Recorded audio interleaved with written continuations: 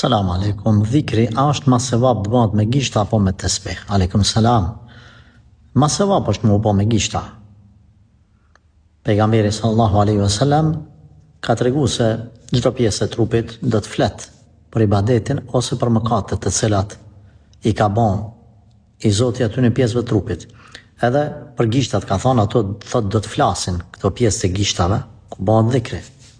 Do të flasin ditë kiametit, do të dëshmojnë për ty se ke qenë i devotshëm, ke bërë dhikr, ke përmend Allahun.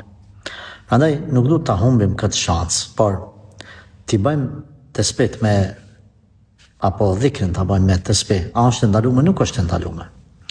Mendoj që edhe bidat nuk është.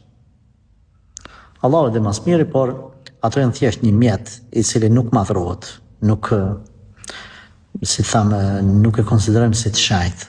Thjesht janë rruza apo i quaj kështu, të cilat i numëron njeriu tesbihët e vet ose ato tesbihët elektronike. Edhe kjo është e lejuar. Ka raste kur stimulon kjo dhe e iman men e tjera. Unë e di atë mendimin që s'ka lidhje timi numëru me rëndësia Allahu i di. Po ka raste kur neve stimulohemi kur e dim që kena bën 100 euro ose 1000 euro ose them që është e lejuar pa problem. E rëndësishme mos me bë debat, mos mu përqa dhe mos me urrejt, as mos me akuzun një tjetrën për bidatxhi, për shkak të përdorjes së tesbihëve elektronik ose me rruza, s'ka problem. Ma mira, sidomos dhikri i tesbihit mas namazit, ma mirë është më bë me gishta.